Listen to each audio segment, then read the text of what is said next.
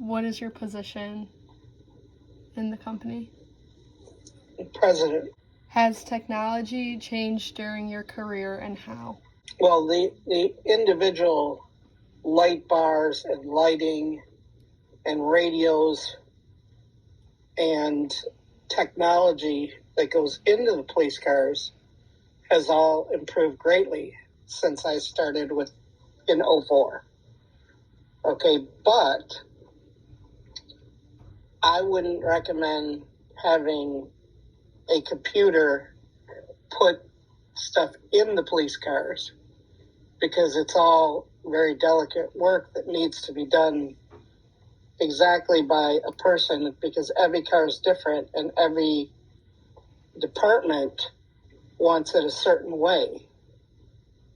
So would you not trust a machine to solve a problem that it's never seen before? No, I would not trust a machine. When hiring employees, what do you look for in an employee? Well, it's really hard to find anybody who's ever built a police car. So that it's really, really hard to find somebody like that. I think I've hired one since 04.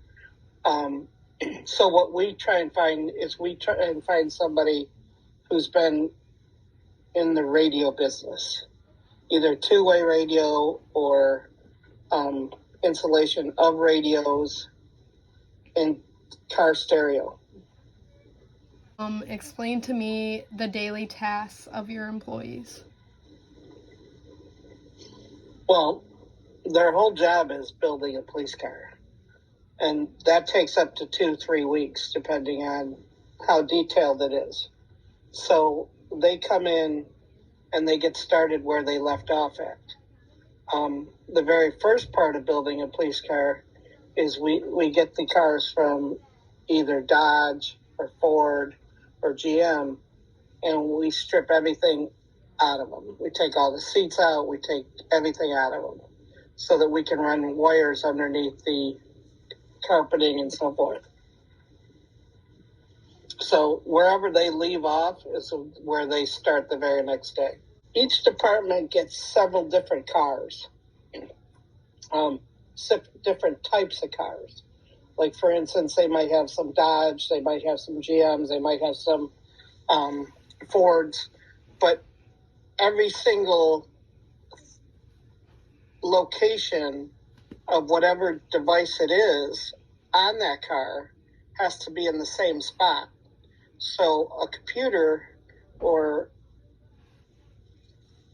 a non-human would not know exactly where to put that because it's different for every car. So if a police officer is racing down the road at 100 miles an hour, he's got to be able to reach exactly where he wants to reach to grab his radio, to hit his sirens, to hit whatever he needs to turn on or turn off. And it's got to be in that same exact location because he can't be taking his eyes off the road. Regardless what type of vehicle he's driving, it's got to be exactly there. A computer wouldn't know that. Does your company rely on artificial or natural intelligence?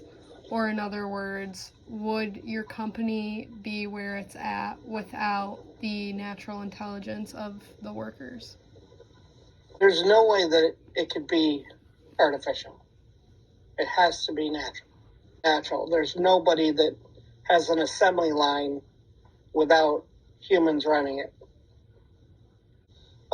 Yes, it's going to cost people their jobs. When you go to check out at a Home Depot, okay, there used to be a bunch of cash registers and with a human standing there. Now you got one human and all these other, where you walk up, you actually scan the products yourself, put them in the bag yourself, pay by yourself, and if you have any questions, then there's one person standing there. So that one person is now doing the first job of what used to be several. So those other people are no longer with the company. How about people in the medical field? Would you want a doctor working on you or you want a computer working on you? So even with artificial intelligence and machine learning, there still has to be someone with natural intelligence behind it. Always.